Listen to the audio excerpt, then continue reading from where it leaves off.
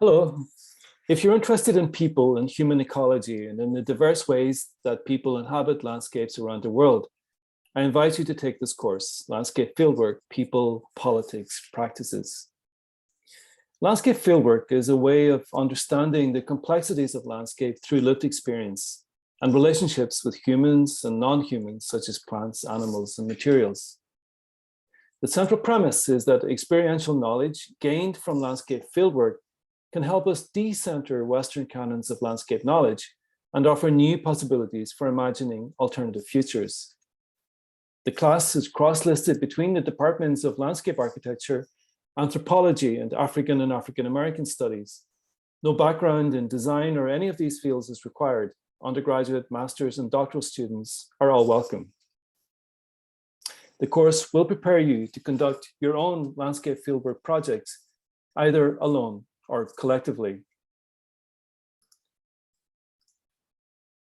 We'll focus on post-conflict landscapes in Northern Ireland, Afro-Brazilian sacred groves and their counterparts in West Africa, nocturnal landscapes in the Arabian Peninsula, and in the Bahamas, we'll see landscape fieldwork as a form of public participation.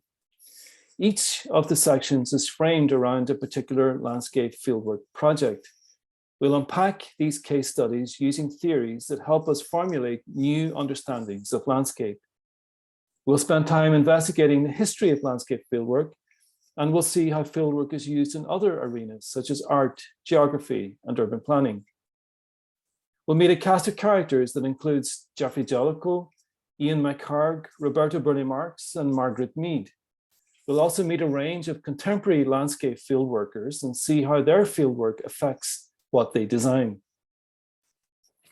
For the main assignment, which is due in early April, students will have the option to work collectively on one of 3 sites remotely. These are nocturnal landscapes in Kuwait. We'll research uses of the nighttime as a response to the rising temperatures associated with climate change. We'll also work on Afro-Brazilian public spaces in Salvador da Bahia, Brazil. We'll work on these from the perspective of the richness of the religious rituals, and at the same time, these are sites of religious intolerance. And we will work on the Oshun Sacred Grove and Nelson Mandela Freedom Park, both in Osogbo, Nigeria. The Oshun Grove is one of the last remaining sacred groves in Yoruba land.